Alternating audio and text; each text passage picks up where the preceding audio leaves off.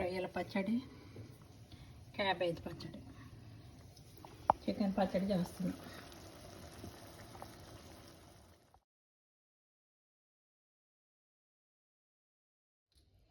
రొయ్యల పచ్చడి చేస్తున్నా. రొయ్యలు బాగా వేగిపోయాయి.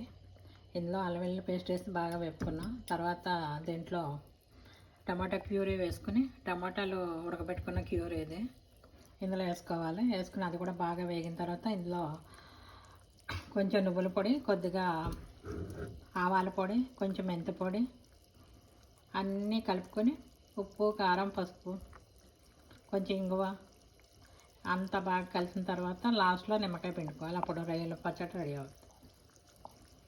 దీన్ని తాలింపు వేసుకోవాలి. అప్పుడు రొయ్యల పచ్చడి రెడీ అవుతుంది.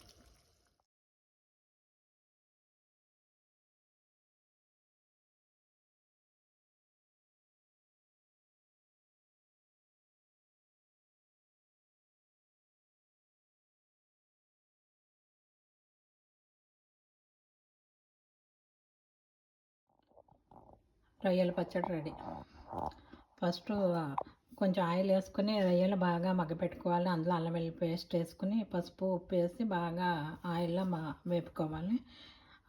రొయ్యలు బాగా వేగిన తర్వాత ఇందులో కొన్ని పోపు గింజలు వేసుకుని వెల్లుల్లిపాయ, జీలకర్ర, అన్ని పోపు గింజలు, కరివేపాకు అన్నీ వేసి వేపుకోవాలి. వేపుకున్న తర్వాత ఇందులో 2 స్పూన్లు నువ్వుల పొడి, 1 స్పూను ఆవు పొడి, 1/2 స్పూను మెంతి పొడి అన్నీ వేసి బాగా కలుపుకోవాలి.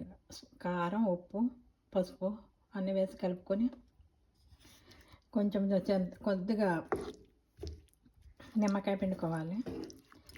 అంతా రెడీ అయిపోయింది. లాస్ట్కి ఇలా నిమ్మకాయ పిండుకున్న లాస్ట్లో గరం మసాలా వేసుకోవాలి 1 స్పూను. అప్పుడు రొయ్యల పచ్చడి రెడీ. కొన్ని జీడిపప్పులు కూడా వేసా పోపులు వేగేటప్పుడు.